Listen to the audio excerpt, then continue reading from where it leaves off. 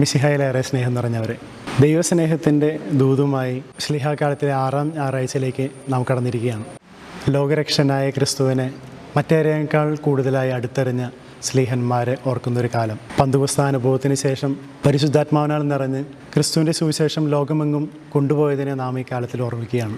മാമോദീസ സ്വീകരിച്ച നാം ക്രിസ്തുവിൻ്റെ പൗരോഹിത്യത്തിൽ പങ്കുചേരുന്നെന്നും വിളഭൂമിയിലെ വേലക്കാരായിട്ട് വിളിച്ചിരിക്കുകയാണെന്നും ഇന്നത്തെ വായനകൾ നമ്മെ ഓർമ്മിപ്പിക്കുന്നുണ്ട്. പരസ്പര ബന്ധിതമായ 4 വായനകളാണ് നമുക്കിന്ന് വിചിന്തനത്തിനായി നൽകിയിട്ടുള്ളത്. ഒന്നാമത്തെ വായനയിൽ ഈജിപ്തിലെ അടിമത്തത്തിൽ നിന്നും ഇസ്രായേൽ ജനത്തെ മോചിപ്പിക്കുവാനായിട്ട് മോശയെ സഹായിക്കാനായി അഹ്റോനെ നൽകിയ ദൈവം അഹ്റോനെ ഒരു പുരോഹിതനായി അഭിഷേകം ചെയ്യുന്ന ഒരു ഭാഗമാണ്.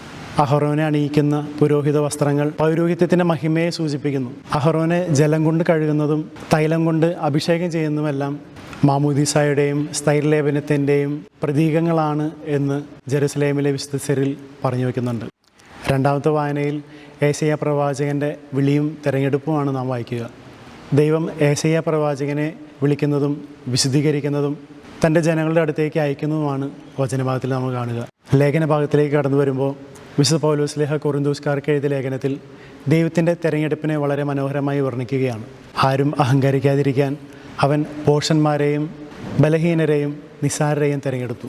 സുവിശേഷ ഭാഗത്തേക്ക് കടന്നു വരുമ്പോൾ നാം മത്തായിയുടെ സുവിശേഷം 9-ാമത്തെ അധ്യായം അവസാന ഭാഗങ്ങളാണ് വായിച്ചു കേൾക്കുക. മത്തായിയുടെ സുവിശേഷത്തിലെ 5-ാമത്തെ അധ്യായം തുടങ്ങി 9 വരെയുള്ള അധ്യായങ്ങൾ ഈശോയുടെ പ്രവർത്തനങ്ങളെ വിവരിക്കുന്നതാണ്. 5, 6, 7 അധ്യായങ്ങൾ ഈശോയുടെ പഠിപ്പിക്കലുകളും 8, 9 അധ്യായങ്ങളിൽ ഏകദേശം 10 അത്ഭുതങ്ങളുമാണ് മത്തായി ശ്ലീഹ വിവരിച്ചു വയ്ക്കുക.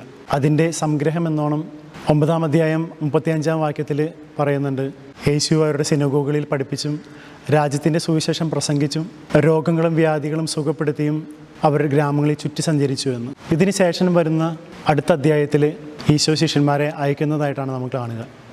ഈശോ തിരഞ്ഞെടുത്ത് അയക്കുന്നവരുടെയും ദൗത്യം ഇതുതന്നെയായിരുന്നു. വിളഭൂമിയിലേക്ക് വേലക്കാരെ എന്ന പോലെ തനിക്ക് അനുകമ്പ തോന്നിയ ജനങ്ങളുടെ അടുക്കിലേക്ക് അവരെ അയക്കുകയാണ്, അവരെ പഠിപ്പിക്കുവാനും സൗഖ്യപ്പെടുത്തുവാനും. മാമോദീസ സ്വീകരിച്ച നാം എല്ലാവരും ക്രിസ്തുവിൻ്റെ ഈ ശിഷ്യത്വത്തിലേക്കാണ് കടന്നു വന്നിട്ടുള്ളത്. അതുകൊണ്ട് തന്നെ വിശ്വാസികളുടെ സമൂഹം പ്രകൃതിയ പൗരോഹിത സ്വഭാവമുള്ളതാണെന്ന് കത്തോലിക്ക മതബോധന ഗ്രന്ഥം പറഞ്ഞു വയ്ക്കുന്നുണ്ട്. ജ്ഞാനസ്നാനവും സ്ഥൈര്യലേപനവും എന്ന കൂദാശകൾ വഴി വിശ്വാസ സമൂഹം ഒരു പുരോഹിത ഗണമായി പ്രതിഷ്ഠിക്കപ്പെടുന്നുവെന്ന് 2-ാം വത്തിക്കാൻ കൗൺസിൽ രേഖയായ ലൂമൻ ജെൻസിയും പറയുന്നുണ്ട്. വിശ്വാസികളുടെ ഈ പൗരോഹിത ധർമ്മം അനുഷ്ഠിക്കപ്പെടുന്നത് വിശ്വാസത്തിൻ്റെയും പ്രത്യാശയുടെയും ഉപവിയുടെയും ജീവിതത്തിലൂടെയാണ്, അതായത് അരൂപിക്കടുത്ത ജീവിതത്തിലൂടെ. ഇതുതന്നെയാണ് ഒരു ക്രിസ്ത്യാനി എന്ന നിലയിൽ നമ്മുടെ എല്ലാവരുടെയും ദൈവവിളി. അഹ്റോനെ പോലെ നമ്മൾ മഹത്വീകരിക്കപ്പെട്ടവരാണ്. ഏശയ്യായെ പോലെ പാപികളായിരുന്നുവെങ്കിലും നമ്മൾ വിശുദ്ധീകരിക്കപ്പെട്ടവരാണ്. ബലഹീനരെങ്കിലും ദൈവകൃപയാൽ നാം ശക്തരാക്കപ്പെട്ടവരാണ്. സ്ലീഹന്മാരെ പോലെ നമ്മുടെ പ്രവർത്തന മേഖലകളിൽ നമ്മൾ ഇടപെടുന്ന ആളുകളുടെ ഇടയിൽ മലമുകളിൽ പണിയപ്പെട്ട നഗരം പോലെ ജനതകൾക്ക് മുൻപിലെ പ്രകാശമായി നമുക്ക് ക്രിസ്തുവിന് സാക്ഷ്യം നൽകാം. പ്രത്യാശയുടെയും ഉപവിയുടെയും ജീവിതം വഴി ക്രിസ്തുവിന് സാക്ഷ്യം നൽകുന്നവരാകാം. ശുശ്രൂഷ പൗരോഹിത്യം വഴി നമ്മെ അതിന് സഹായിക്കുന്ന നമ്മുടെ വൈദികർക്ക് വേണ്ടി നമുക്ക് പ്രാർത്ഥിക്കാം. ദൈവം നമ്മെ എല്ലാവരെയും അനുഗ്രഹിക്കട്ടെ.